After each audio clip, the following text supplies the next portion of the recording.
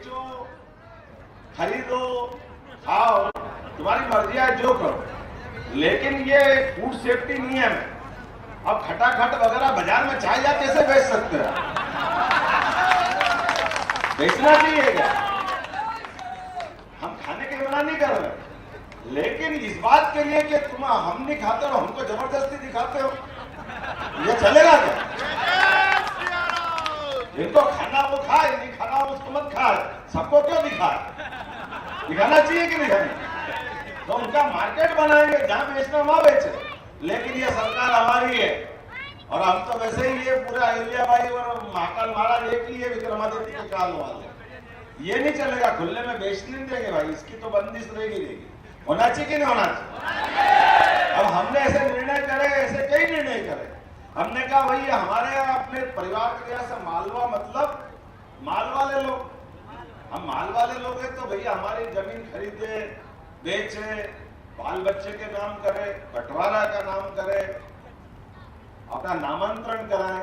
अब अपन सब registrar office में जाके कितने कितने पैसे के रजिस्ट्रार लगवा लेते हैं, ढेर सारे स्टाम्प लगवा लेते हैं, वो पैसे भी ले ले, वो रजिस्ट्री करके आओ, वो पटवारी साहब हाथ में ही नहीं आता था मेरा,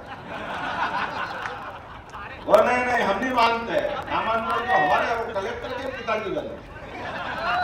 हमने कहा यार बाबू ऐसा तो नहीं चलेगा, इनको सीधा करना ये सरकार में अपने को तो आता और किसी को आता कि नहीं आता। एक झटके से कानून बनाया कि अब नामांतरण आपको पटवारी घर आके देगा, रजिस्ट्री इधर कराओ, अपने आप काम हो जाए। और ये पता नहीं क्या कांग्रेस वालों को क्या होता है, हम तो पटवारी राज खत्म करते नहीं, पटवारी को अध्यक्ष बना देते, पता ही नहीं क्या होता है। ये पटवारियों से हम इतने सब परेशान हैं और इनको पटवारी से ऐसा प्रेम है, और वो बेचारा ऐसा पटवारी बना के ना उसका ना घर वाले सुने ना बाहर वाले सुने, कोई सुने नहीं उसे। वो क्या सुनाए में किसको सुनाए? वो बेचारा निकला पूरे प्रदेश की यात्रा करने और कांग्रेस को वोट दो, कांग्रेस को वोट दो। उन्होंने कहा वोट तो देंगे, लेकिन तेरा प्रत्याशी इंदौर से भाग गया, तू कहां चला गया? तो ऐसे लाड़े के घर के जाने की कामना भाई सद्य जिम्मे का निमंत्रण देता फिरे दुल्हा भक्के बारात छोड़ के, ऐसे कैसे काम चलेगा? तो आप ये कहें कि नहीं वो दूल्हे ने गलती करी, आपने दूल्हे को पटा लिया, दूल्हे को पकड़ लिया, ये कर लिया, दूल्हा ऐसा कि जो पट जाए किससे? तुम्हारा तुमने जो तरीका लगाया होगा और तुम ही फेलो, तो हमको क्यों दोष दे रहे हो? अब घर में से किसी का बाल बच्चा भाग जाए तो माँ बाप की गलती, किसकी गलती? कि भाई किसकी गलती होना चाहिए? बाल बच्चे आपके हैं, संभालना आपको चाहिए। अरे हमारी पार्टी ये पार्टी है डंके की चोट, 1984 की बात कर रहे हैं, स्वर्गीय अटल बिहारी वाजपेयी जी सहित पार्टी के बड़े बड़े नेता हारे थे, केवल 2 बचे थे 84 में लोकसभा के, लेकिन वो 2 ही सूरज चंद्र की तरफ पार्टी में रही है, कभी दूसरी पार्टी में नहीं गए। ये भारतीय जनता पार्टी है, इसमें हमको गर्व, क्योंकि हम अपनी पार्टी की विचारधारा के बलबूते पर उनके अंदर ऐसे गुण, उनके संस्कार देते हैं कि वो पार्टी के अंदर लंबे समय तक टिकना चाहते हैं। लेकिन मैंने पहले कहा, कांग्रेस के लोगों ने आजादी के पहले चंद्रशेखर आजाद, भगत सिंह, इन सबका बलिदान भुला दिया। केवल एक परिवार का, नेहरू परिवार, इंदिरा परिवार, राजीव परिवार, प्रियंका परिवार, अब प्रियंका बहन बेटी ब्याह हो जाए तब तो सब में बदले कि नहीं बदले यार? ऐसा तो कभी दुनिया ही नहीं देखी अपन। रॉबर्ट वाड्रा के यहाँ गई, फिर भी गांधी लगाई, क्या ना तो ये गांधी ने वो गांधी, असली गांधी कौन है पता ही नहीं चलता। ये जो नाटक है खाली वोट के कारण, एकमात्र एक एंगल, वोट चाहिए, वोट चाहिए, वोट चाहिए, और इस वोट के चक्कर में किसको किसको अपमानित करो। अब बेटमा की धरती पे बताओ भगवान राम कहाँ पैदा हुए? कहाँ हुए भैया? आप बताओ कहाँ पैदा हुए? आप बताओ बहन जी कहाँ पैदा हुए? आप बताओ कहाँ पैदा हुए? आप सबको मालूम, और कांग्रेस वालों को मालूम नहीं कि कहाँ पैदा हुए। वो शपथ पत्र देते हैं, भगवान राम कहाँ पैदा हुए कोई प्रमाण नहीं, काल्पनिक है। और एक दिन ही 2 दिन ही लगातार 70 साल तक।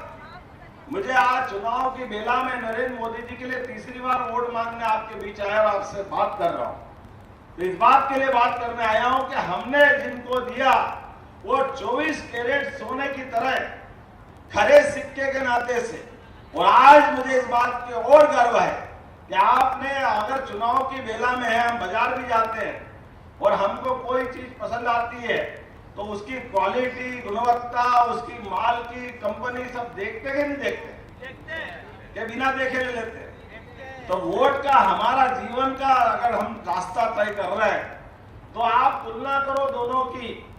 एक तरफ यशस्वी प्रधानमंत्री नरेंद्र मोदी है जो स्वर्गीय अटल बिहारी वाजपेयी की सरकार के बाद इस देश में पूर्ण बहुमत की अकेली भारतीय जनता पार्टी बनाने में सक्षम हुए। ये हम सबको जनता का आशीर्वाद था। और जो जो उनने कहा था इस देश से ये कायरता हटाना पड़ेगी, इस देश का स्वाभिमान जगाना पड़ेगा, हमारे देश के दुश्मनों को ठिकाने लगाएंगे और पूर्ण बहुमत की सरकार बनाएंगे। ये बातें उनने रखी कि नहीं रखी? और मुझे इस बात की प्रसन्नता है, वो दिन है कि आज का दिन है। जैसे उनने 14 में सरकार बनाई, उसके पहले के याद करो, अपने में से कई बच्चों को तो मालूम ही नहीं होगा। ये लगातार कहते थे पाकिस्तान आतंकवादी भेजता, हम क्या करें? ये कांग्रेस के लोग बोलते थे। पाकिस्तान से आतंकवादी आते तो वो बम फोड़ जाते, हम क्या करें? उनकी सीमा दूसरी है, वो दूसरा देश है। ये ऐसे बोल बोल के बच बच के जाते थे। और आज 2014 के बाद जब एक बार बालाकोट करा तो एक बार नहीं, दो बार घर में घुस के मार के आए गए नरेंद्र मोदी के फौज के सिपाही हमने यहाँ। और ये बेशरम उस समय भी कह रहे थे कहां मारा, किसको मारा, हमने तो देखा ही नहीं। हमने कहा आप उनके साथ सोते तो मालूम पड़ जाता कहां मारा। ये बोलने लायक भी नहीं रहते। ये बोल इसलिए रहो कि तुम मानी थे, लेकिन जो वहां थे उनसे पूछ के आ जाओ।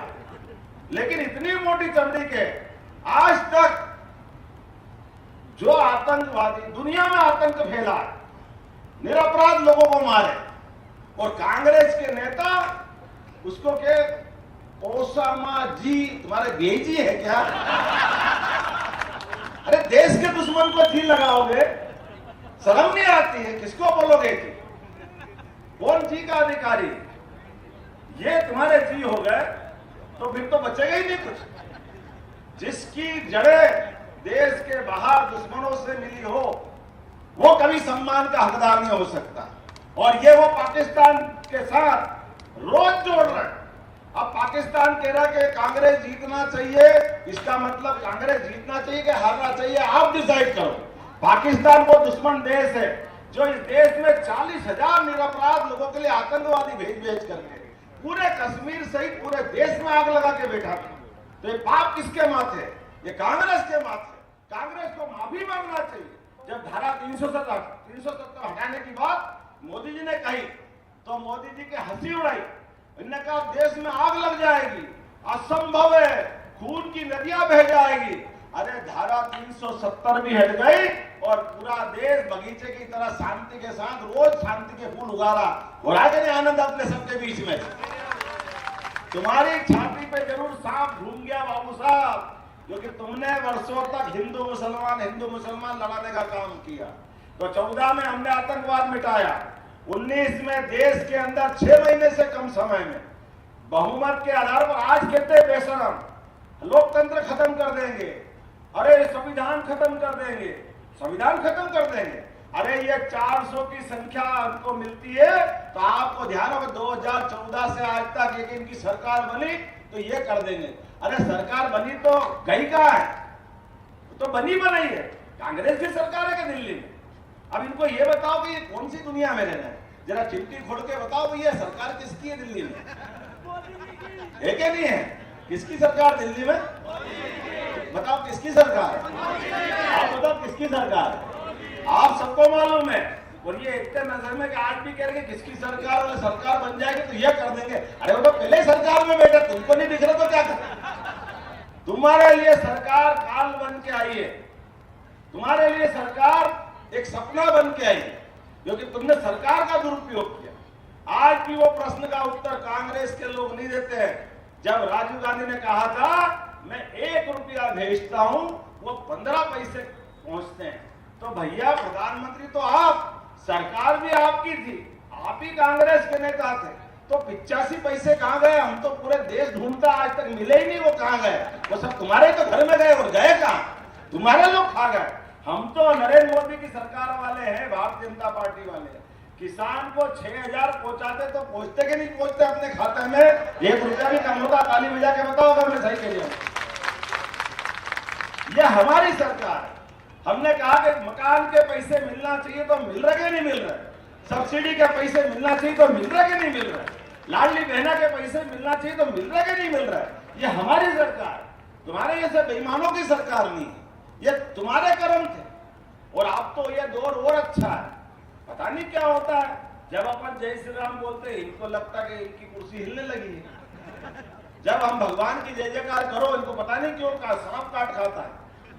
इनको दौरे आते हैं, भेरू जी जैसे दौरे आते हैं, पूरे हिलने लग जाते हैं। पकड़ के बिठाओ तो उछल उछल के गिरते हैं।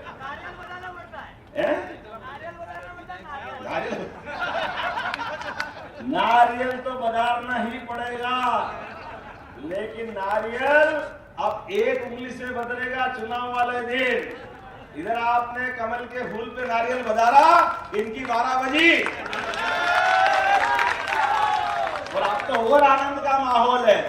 आप सब याद करो, जब अयोध्या में भगवान राम मुस्कुरा रहे हैं, बाबा महाकाल का महालोक का आनंद आ गया है, तो सबके घर गाय भैंस है कि नहीं? अपने घर दूध वाले तोड़कर हाथ खड़े करो। तो जितने भी गाय वाले हैं सब गोपाल, जो गाय पाले वो है कि नहीं है? ये तो और बढ़िया बात है। तो आप तो सब कसम खा लो, जितने भी दूध वाले हैं, अभी तक हमने खेती की फसल पे बोनस दिया था, आने वाले समय में दूध उत्पादन पे भी बोनस चालू करेगी हमारी सरकार। राम जी की चिड़िया, राम जी का खेत, सुबह मेरी चिड़िया भर भर पेट। रोने वाले रोते रहेंगे और पामने जीनते रहेंगे। यह हमारी सरकार, सबके भले में हमारा भला। हम तो राम को मानने वाले। तो जब अयोध्या का आनंद आ गया, महाकाल लोक का आनंद आ गया, बनारस का आनंद आ गया, तो जमुना जी का कृष्ण कन्हैया वाले ने क्या बिगाड़ा?